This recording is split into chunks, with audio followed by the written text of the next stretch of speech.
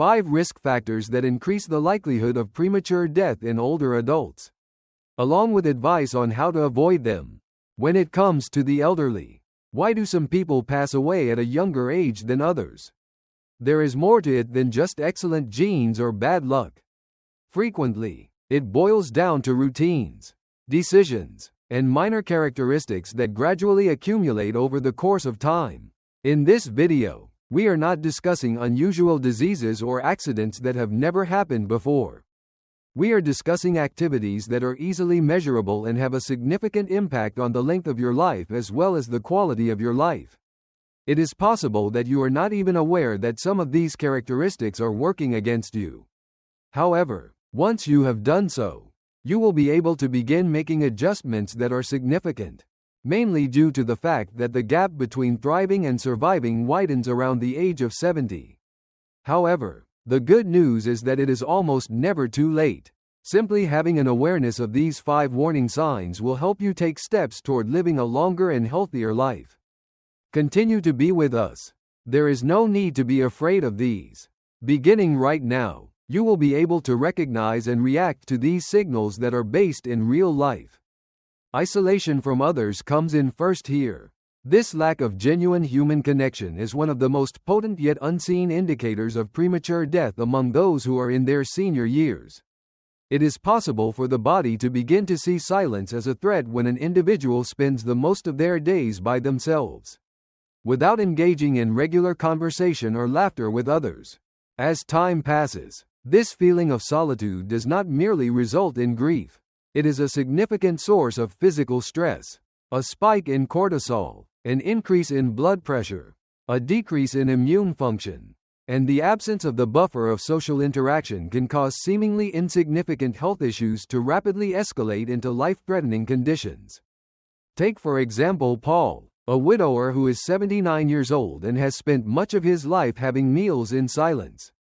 At the store, there will be no phone calls, no drop-ins, and no idle chatter. Within the confines of his home, loneliness became his most frequent visitor, despite the fact that his neighbors saw him as an independent individual. He didn't inform anyone that he had a simple cold when he first became ill. The condition had progressed to pneumonia by the time help arrived to find him. Seniors like Paul frequently minimize the extent of their isolation. On the other hand, the emotional burden becomes tangible on the inside, because the human neurological system is designed to function in a community. When that community is removed, the system begins to shut down in a manner that is gradual, quiet, and ultimately lethal. The encouraging news is that getting back in touch does not require attending parties or having a large number of friends. The risk of dying prematurely can be reduced by even just 1 or 2 significant interactions that are maintained throughout time, such as having a weekly conversation with a grandchild or having coffee with a neighbor on a regular basis. You are doing more than just being social if you continue to make an effort to maintain contact with others, to listen to them, and to be heard by them. Your life is being safeguarded by you. Secondly, there is a lack of mobility. Every time a senior citizen spends the majority of their day sitting, they are exposing themselves to a threat that is not only hidden but also in plain sight. The body's capacity to recover, respond, and endure is gradually diminished when there is a lack of activity, even if it does not feel serious at the time. As a result of the weakening of muscles, stiffening of joints, and slowing of circulation, even a little stroll can appear to be a mountain. Many elderly people who avoid activity claim that they are simply resting, but what their bodies are actually hearing is surrender.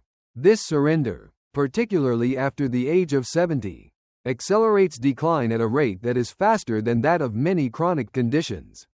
Take, for example, Jean on board. At the age of 84, she decided to cease going for her morning walks since she was experiencing some fatigue.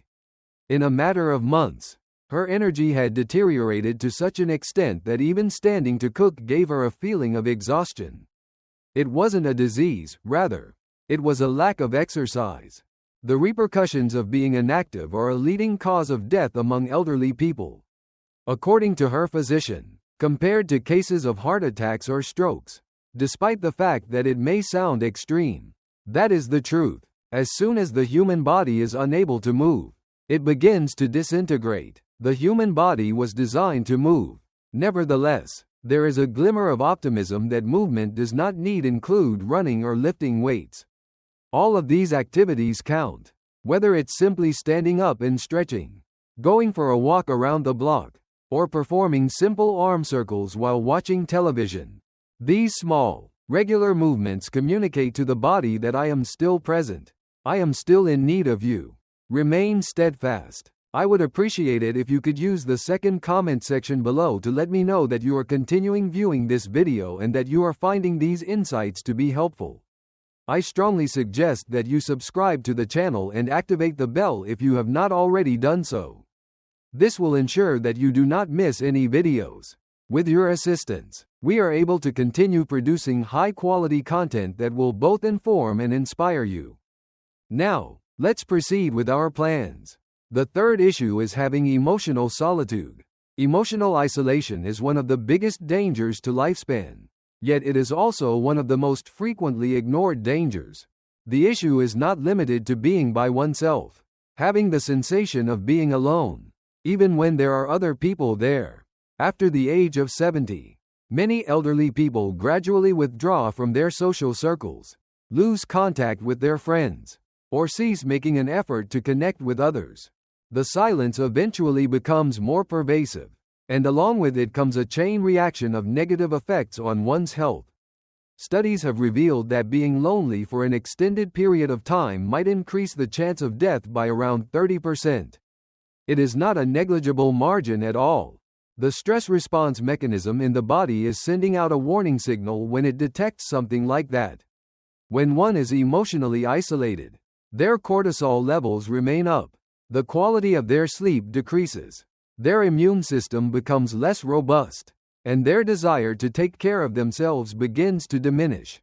Consider Walter, who is 79 years old and has gradually stopped answering the phone after the death of his wife. He claimed that it was simply more convenient for him to do so. But after a year, he was barely eating, seldom moving, and had completely lost the will to attend even the most insignificant of family gatherings. It wasn't just a case of grief. Disconnection was the problem. In contrast, older citizens who maintain frequent relationships with their loved ones, participate in social activities, give their time, or even just have a conversation with the clerk at the store have been shown to have improved mental health, enhanced memory, and longer lifespans. In the same way as medicine does, emotional connection, it achieves stability. In addition to providing the day with structure, mood also serves to reaffirm the notion that life still has significance. In the event that you are over the age of 70 and have begun to withdraw from anything, you should take a moment to halt and ask yourself what the withdrawal is actually costing you. Due to the fact that the cost is not only boredom, it's time, vitality, and the ability to bounce back. Inconsistent patterns of sleep are the fourth issue. An irregular or disrupted sleep habit is a characteristic that is frequently observed in elderly people who are experiencing an early decline in their health. In this context, being a night owl or having the occasional sleepless night is not the only thing that is relevant. Chronic inconsistency, going to bed at dramatically different times, waking up frequently throughout the night, or spending hours in front of a screen before attempting to fall asleep are all symptoms of this condition. As one reaches the age of 70, the internal clock of the body becomes more sensitive. As a result of late nights or interrupted sleep, it does not recover as quickly as it would otherwise. Because our circadian rhythm, which is the system that determines when we feel awake and when we feel tired, is dependent on consistent patterns. This is the reason why every aspect of your health, from your metabolism to your mood to your heart health, will begin to suffer if you disrupt those rhythms too frequently. Studies that have been conducted over an extended period of time have revealed that elderly people who have erratic sleep cycles are more likely to have memory loss, falls, depression, and even cardiovascular problems during the early morning hours.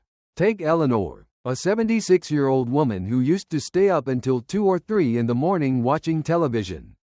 Sometimes she would take a nap throughout the day, and then in the late afternoon, she would drink coffee to make up for it.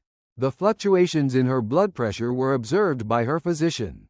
It was difficult for her to concentrate, and her energy levels were erratic.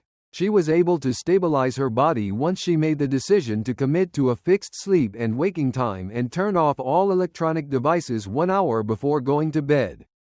Her mornings became more clear, her mood became more upbeat, and the likelihood of her experiencing abrupt health problems decreased.